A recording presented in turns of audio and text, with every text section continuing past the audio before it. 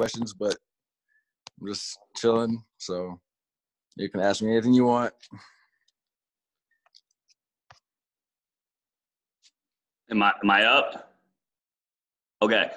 Jamal, both Tim and Malone have recently praised the work that both you and Nicola have done the past few months. I'm wondering what the last few months have looked like for you, A, and B, was it difficult to motivate given that you had no idea whether the league was going to return? No, because it's just basketball. Like, I mean, I had to go back and do the stuff that I was doing growing up, like dribbling in my basement, dribbling in my garage, going across the street to the park. And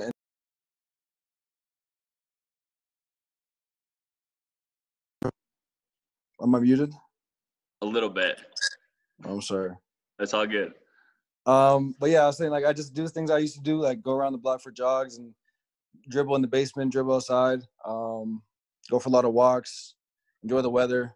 And basketball was like, I don't know, I've been playing 2K. Like, I'm watching film of myself, watching film of Kentucky, watching our team, talking a lot with Mace, just talking with everybody. I've stayed in the loop, like these are my teammates. Like, I know we took a little time off when the season first ended, but especially when things started to get rolling, we started hearing news about the league coming back or 1 through 16 seed or whatever it could be. Everybody just kind of locked in, and most of us are back here now. Appreciate it. Jamal, when did you kind of get the sense that the league was going to come back? And what's just the excitement level as you guys now know that you're going to get a chance to do what you said you want to do at the beginning of the season, which is try to go win a title?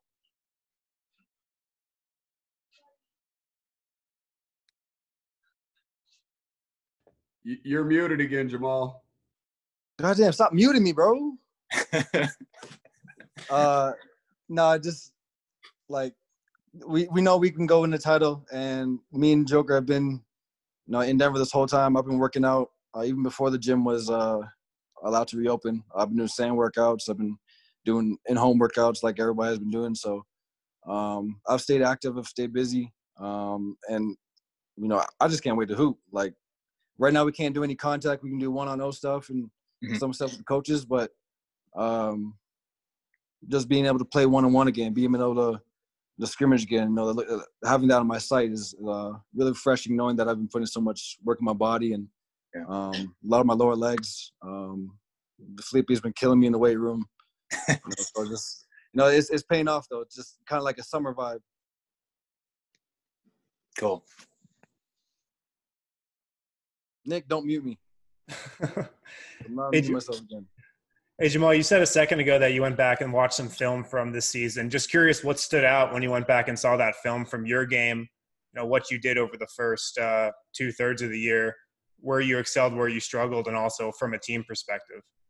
I watch film different sometimes. Sometimes I'll just watch the whole game through so I can see the tempo, like decision-making and stuff. But now I was watching, like, individual clips of me and Joker. I was watching how I step into my shot. I was watching the plays I like to run, stuff I can run more with. I was talking to coach about that. Like, I'll watch the same clip with me and Mason like 8 times before I move on to the next play.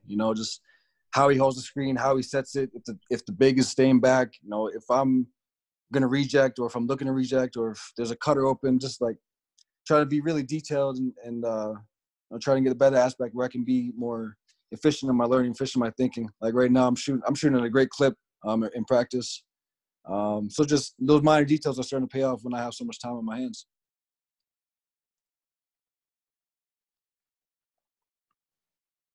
Jamal, Mark Kisla here. You play with emotion in such a good way. What's it going to be like for you playing without fans around you? I think that's one of the biggest game changers for everybody, like me included, me especially, just because the fans, they get me going, I get the fans going, and it's just a back and forth, energy. And it's a lot of fun. That's a huge part of the game, and it's going to be a lot different not playing with fans. But that's why when we go on the road, we got to bring our own energy. When we go, like, sometimes we struggle on the road just because we're so quiet. And we react to, how we're playing. We don't, no matter what shots fall or drop, we're going to play with the same energy. We're going to get each other going, and we're going to, treat every trip as a business trip. So we got to carry that kind of mentality over into Orlando, where it's just going to be a summer league vibe, but we got to win this game, and we're going to have to do everything in our power to do that.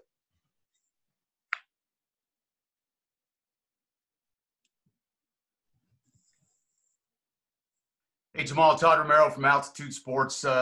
Going into this, the closeness that your team has and the start you got off to, do you think that will be a benefit to you guys coming back, be able to pick up kind of where you left off and have that energy and knowledge of each other to kind of propel yourself through this playoff run? Yeah, I mean, we got a lot of chemistry. We got, in terms of chemistry, we probably got the best chemistry out of all the teams in the league. Just because we play so free, play so open. We look for each other. We're not selfish. The ball moves, everybody touches it, and it's not just a couple of possessions. You can find a lot of great clips where a lot of people touch the ball and a lot of people have fun playing. So I think just getting back to that camaraderie, being a team again, coming together, going to get something to eat, having scrimmages. I think that's all going to help us, just get back to where we were faster than other teams.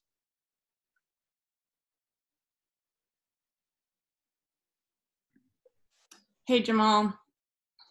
I just was wondering if you could touch a little bit on the state of the United States right now, even though you're not originally from the U.S. Obviously, you are part of the Black community, and what your thoughts are on all the things that are happening with the murder of George Floyd. I just want to say my condolences to the family. I know there's plenty of other families that suffer the same thing, and I myself have seen the same racism stuff happen to me and my dad. I got a lot of stories, and it's crazy how it's not just one incident. You see it, that could have been because of that. It's like it happens repeatedly. It happens over and over, and it's happened throughout the years. So I think what we're doing right now is great. I think we need to get our voices heard, and I just think about all the stories that I have growing up with my dad, just how obvious it is. Like we was talking about today an hour ago, like the stuff that the cops do, the stuff that happens is what bothers us, the Black community, is that it's so blatant. It's a blatant. I don't know how to explain it. That word is perfect. Like it's so out in the open where if you can't see it, then you're part of the problem because it's very obvious, So I think this is great, and I was thinking about going to protest, sometime soon. Jamal, on that note, Coach Malone has spoken up about it. Tim Connolly has spoken up about it. Just what have your conversations been like as a team as to how to implement real change in this situation? We're still trying to figure that out. There's so many different ways we can impact change, whether it's small, big, whether it's just our voices being heard. There's so many ways that we can impact change, and we're still trying to come together and think about that. But I'll get back to you on that. I don't have a specific answer for you right now. Jamal, has the team come together with some of those conversations over the last several days? What do some of those conversations look like? Yeah, I've talked with Tim and Coach, and just talking about not every cop is bad. Not every white person's bad or racist for that fact.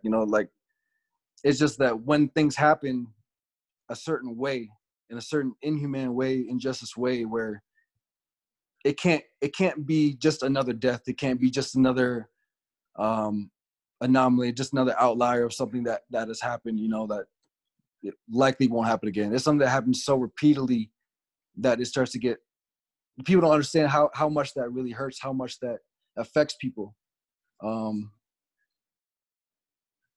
I've talked to Tim about it. He was saying, he's had his experiences. He sees it.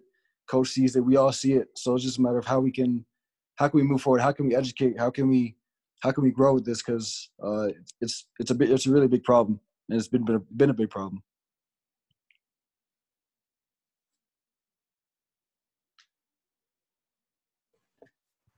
Hey, Jamal, with all of this going on, is it like with the pandemic and what's going on right now with the George Floyd murder, is it does it add a little bit of you were going through a pandemic, you were having to deal with what that is and the apathy of it. like, and now you got the George Floyd thing. Is basketball like not first on your mind with it? Does it make it harder to kind of concentrate on it? No, well, you see, like, the whole community come together. You know, I got Tim asking me to come rally with him. It's something that needs to be done. Whether it's your top priority, second priority, even if you don't have time for it, it's something that has to change, and you have to be a part of that for it to change. You know what I'm saying? You can't just. It's not, for me. It's not priority. It's something that needs to be done. Whether it's now or tomorrow, I do it, or whenever that is. But basketball is always. You know what I'm saying? Like, basketball is me. Like, when people talk about me from back home, they automatically think of basketball. They automatically think of what I've done on the court. When I think of myself on the court. That's how I know myself. But when I see like the community come together like this, you know, it really shifts a mental switch in your head that, you know, basketball's not the only thing that matters in the world. You know, like, there's so many other real problems, so many other stuff that people go through that we don't see, that happens daily, and it has to be a priority. On that note, Jamal, what do you have to say to the people who so commonly say stick to sports? That's exactly what I'm doing, actually. You know, I play basketball. I come home, and then I have my free time. So in a sense, they're right. I stick to my sport. I don't go and start playing baseball. I don't go and try to become an engineer or something I'm not. But when something as blatant, I keep using that word, something as blatant as this happens, then you can't shut up. You can't shut up and dribble. You can't ignore it. You can't just let it happen. Like I said earlier, it becomes frustrating. It becomes, like I said, such a life changer for everybody, and it really starts to open your eyes, even for the white community now that you see protesting and rallying.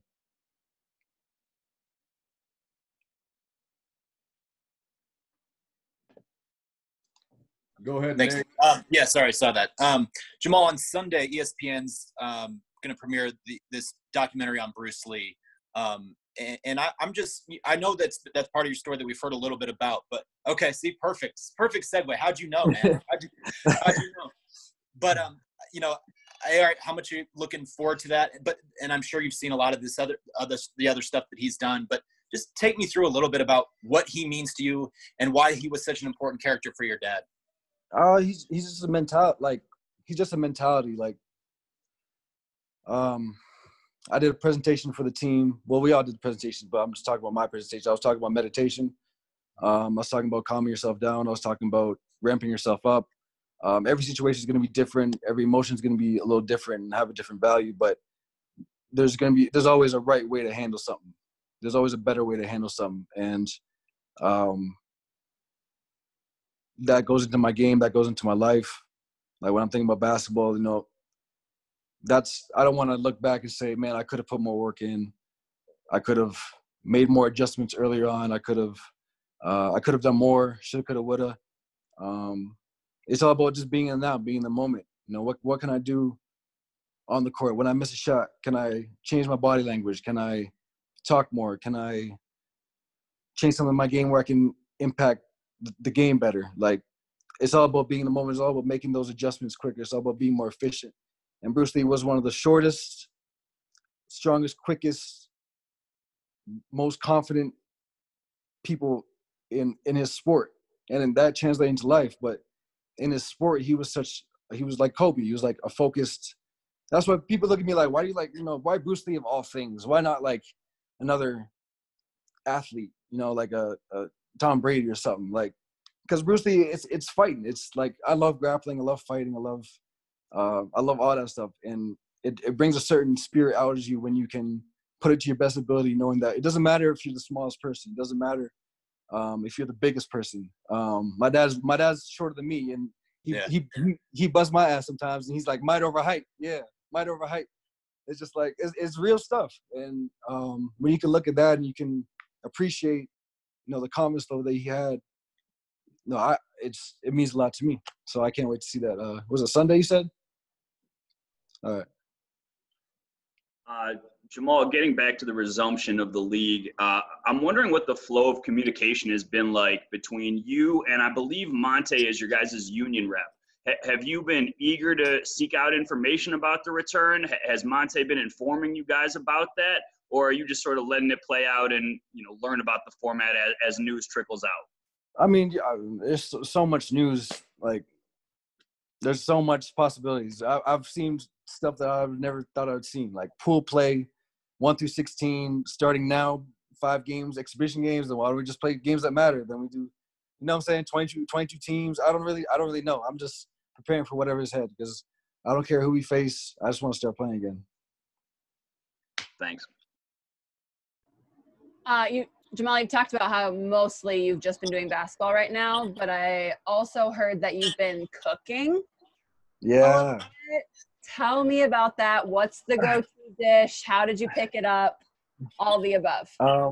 My parents used to own a restaurant back in Canada.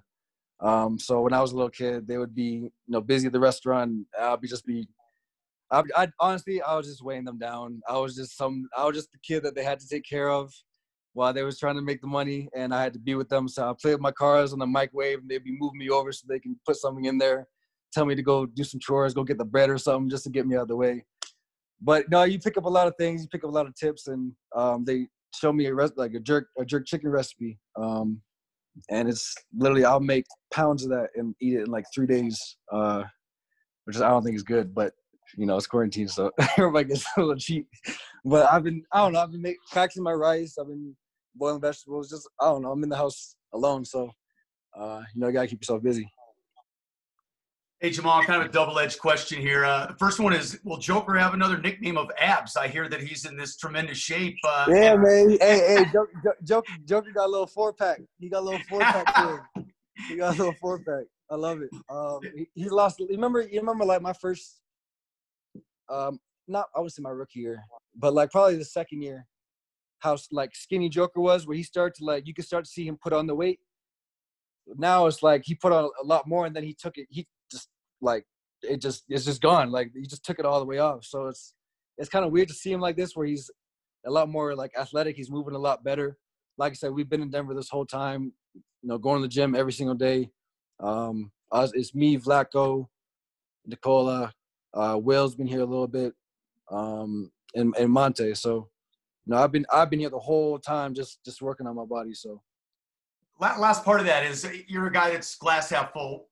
Despite all the challenges, what has been the best thing that you've done and best thing you've had to experience during this pandemic? I said honestly, but another protest is a step in the right direction. I think that's one of the best parts, where you can see like it's not just have I done something that's been fun. It's just like nobody's doing anything in the house, and all of a sudden, even with COVID, everybody's still out there protesting something that's right. I think that's been the best part.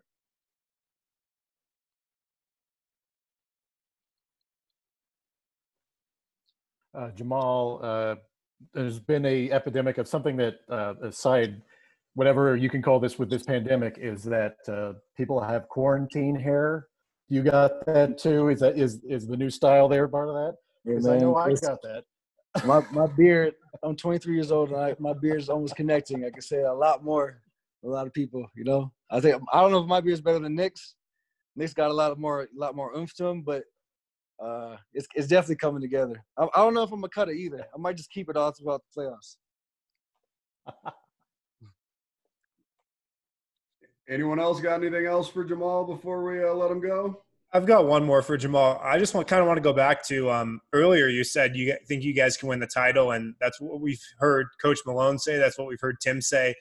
Just curious a little more about why. Like, is it because you got one of the best players in the league with Nicola? Is it your depth?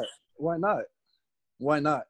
We've proven to be one of the best teams year in and year out since we started building. Like, we've beaten good teams consistently, and now we just we shouldn't have lost to Portland. Like, that was more on us, our inexperience, and they're a good team, but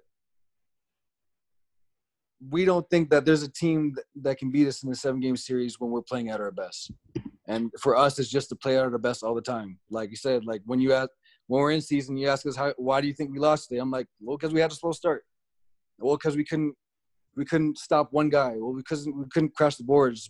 but like every team's gonna have that. But if we can just find that consistency and play at a high level, I don't think when me and Joker are on, I don't think there's anybody that's gonna stop us for real. Thanks. And if they do, then good game. All right, everybody good? Thanks, Jamal. Appreciate it, man. Thanks, Hey, Jamal. I got a question for the media though. What's up, man? What's that? Have any of you guys ever experienced, seen, or been in touch with any racism stuff that has happened to you in your lives?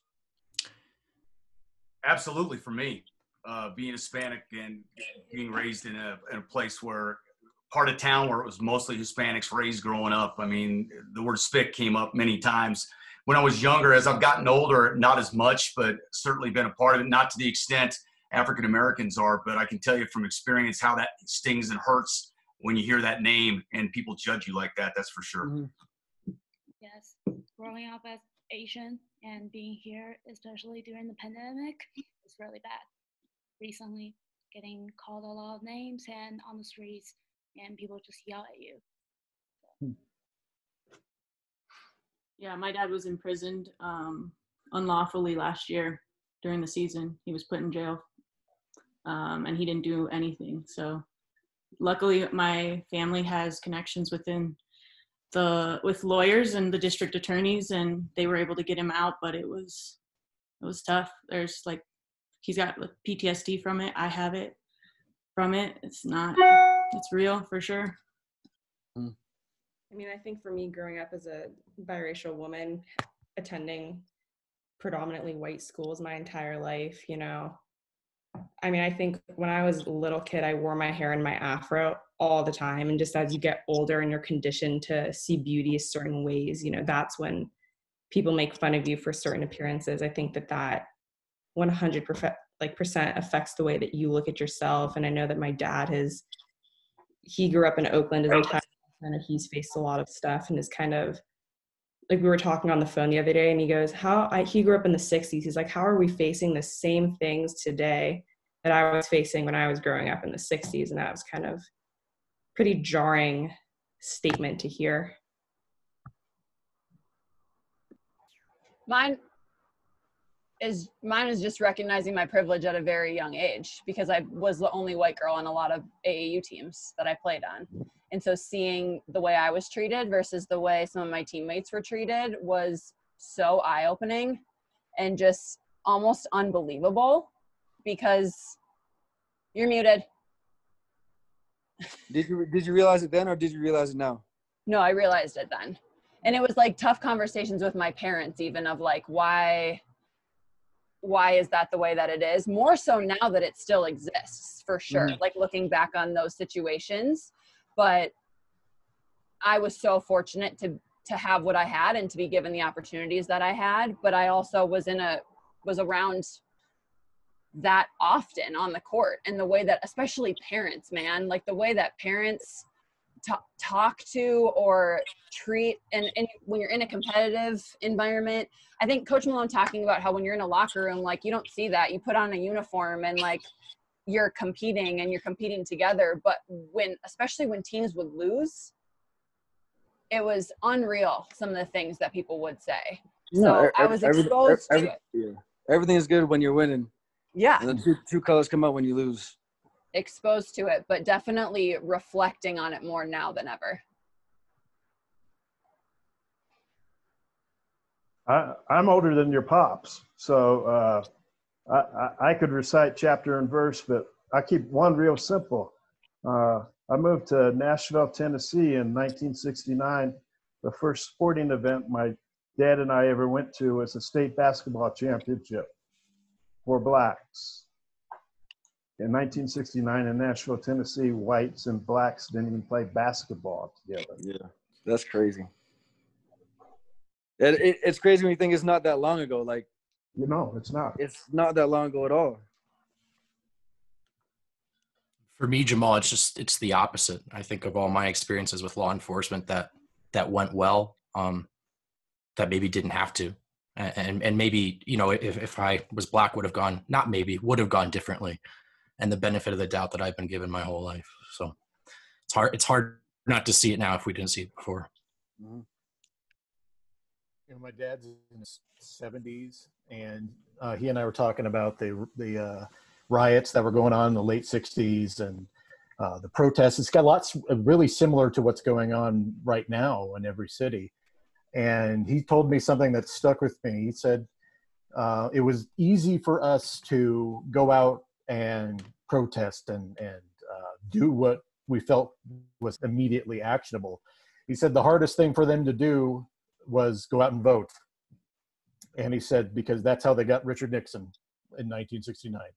And he said that was one of his biggest regrets going back then, because he said, we thought we could change the world and we didn't put it into action. And he was trying to tell me, as someone who is a white guy and privileged, that if you want to change something on your behalf or on other people's behalf, you've got to go out in action. You got to do direct action and go out and vote. And that has really stuck with me since he said that.